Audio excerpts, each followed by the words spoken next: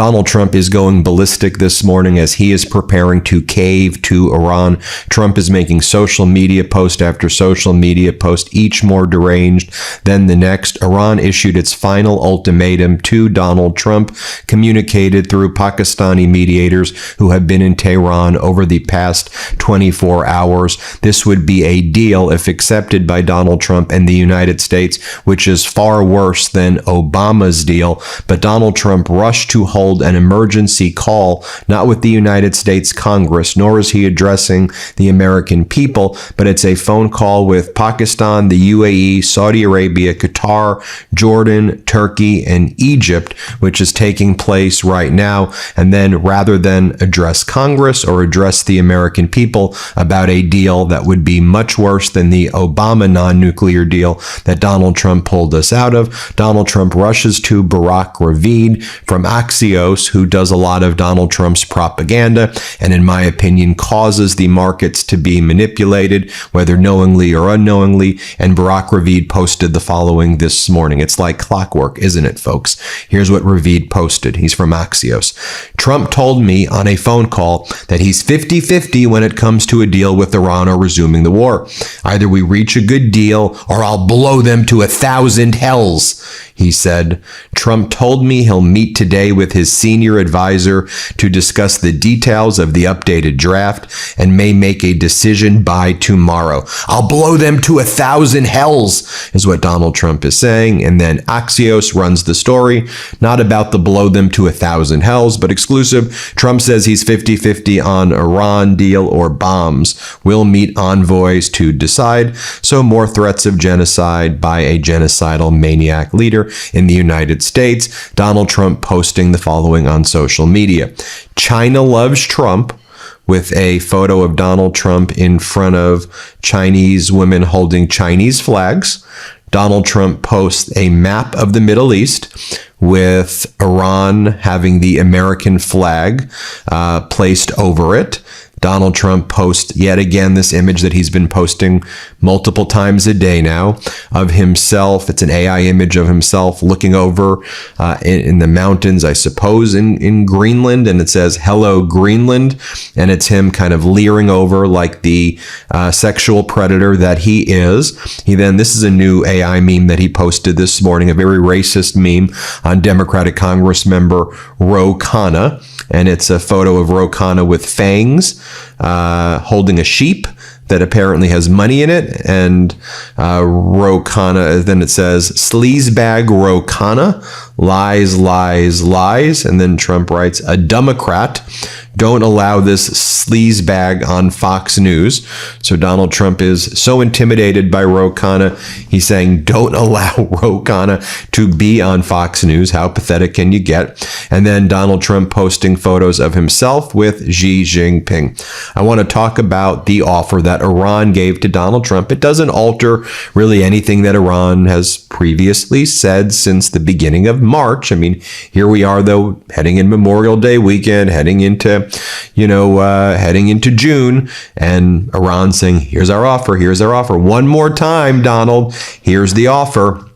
Here's what here's where we're at. U.S. and Iranian negotiators may be extending the ceasefire by 60 days under a mediated deal that would include a gradual reopening of the Strait of Hormuz, but still under the sovereign control of Iran. They would just waive the toll fees, but their port authority controls it. Talks on Iran's enriched uranium stockpile, eased restrictions on Iranian ports, sanctions relief, and the phased unfreezing of Tehran's overseas assets, the Financial Times report. And you may be saying, as I look through these things, like details, gradual reopening of Strait, it would also include a commitment to discussing perhaps diluting Iran's highly enriched uranium, whereas under Obama's deal, it was removing the highly enriched uranium and diluting it and having international inspectors make clear that there was no enriched uranium weapons grade in Iran. But now, what a great deal. They're going to discuss a framework to discuss potential diluting, yay, and they're going to reopen the Strait of Hormuz gradually, which was open before, and Iran controls it, yay. The U.S. would ease its blockade over the Strait of Hormuz, the blockade of the blockade, okay. The U.S. would also begin an unfazed freezing of Iran's assets. So wait a minute, you all got livid at Obama for unfreezing Iranian assets at a very small amount that frankly predated the revolution and was Iran money to begin with. And now you all are going to do that on steroids times 100. What the art of the deal, folks, the art of the deal. The sequence of events, though, is Iranian officials told Al Jazeera. Trump rushed to Barack Ravid to manipulate the market, but the sequence was an Iranian official told Al Jazeera that Iran reached the draft agreement with Pakistani mediators and was waiting for the U.S. response. This was Iran with Pakistan. MB Ghalibaf, Iran's parliament leader, he was meeting with Pakistan's leader yesterday, and then you had Foreign Minister Araghchi meeting with Pakistan's leader yesterday. That's what actually was going down. I mean, you see the photos of what was happening right here. You know, the Trump regime will say, "Oh, this is what was going on." Let me show you what was going on. Pakistan's army chief Asim Munir met Iran's Foreign Minister Abbas Araghchi during his visit to Iran, and then here you see Pakistani's army chief Asim Munir meeting with Iran's parliament leader MB Ghalibaf in Tehran as well. So that's actually what was going down yesterday. And they communicated their final red lines. Then Donald Trump calls up Barack Ravid and starts making all of those social media posts right there. So then you had, while this was taking place, Pete Hegseth was at West Point this morning, and Hegseth told West Point graduates, he started quoting Charlie Kirk to West Point graduates this morning. Here's what Hegseth said. As Charlie Kirk often said, remember always, this too shall pass.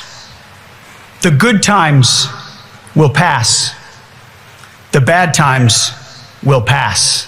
Hegseth's other message was, you can't throw your pronouns against the enemy during war. This was a major part of his speech to our West Point graduates. I mean, to me, this is what you're talking about, man. Here, play this clip. The battlefield does not grade on a curve, and you can't throw your pronouns at the enemy. Combat is the ultimate test, and our best Americans must ace it. And then I think another very, very important news, you know, we have what Americans are experiencing right now in this country. As the Kobayashi letter explains, over the last 6 years, the S&P 500 has risen 130%, while U.S. consumer sentiment has collapsed negative 55% to its lowest since data began in 1952. We are witnessing the formation of the biggest wealth divide in American history.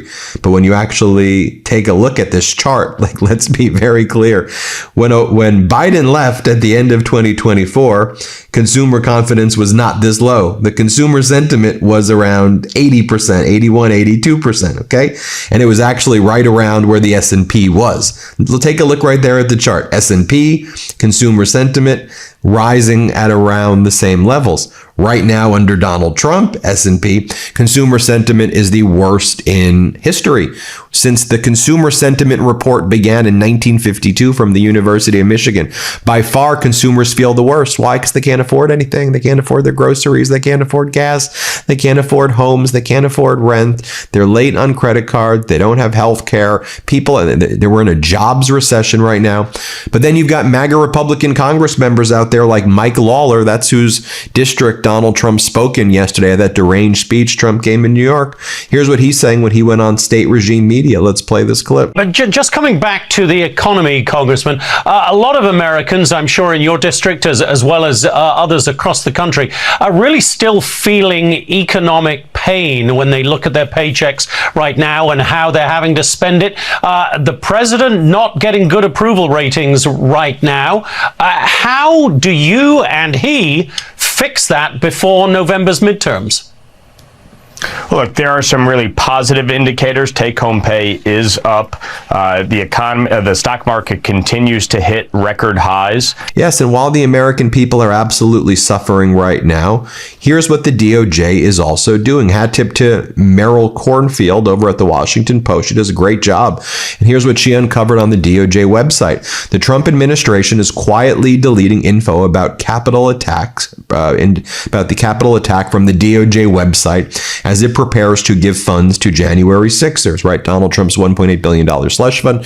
Now they're going through the DOJ website and they're deleting all this stuff from the DOJ website that relates to the January 6th insurrection. This week, the DOJ deleted a press release about one man with an ongoing child solicitation case who came to the Capitol with bear spray. And you can see right here, and it's a man named Andrew Tate. Andrew Tate actually pled guilty to child solicitation, a child sex crime in Houston. 10 years he had to register as a registered child sex offender, and you're removing that guy's information from the DOJ website. Someone who was involved in assaulting law enforcement, someone who was with bear spray and a metal whip. What the hell's going on here? Well, that's where we're at right now. We'll keep you posted every step of the way, as always. Hit subscribe. Let's get to 7 million. Thanks for watching, y'all.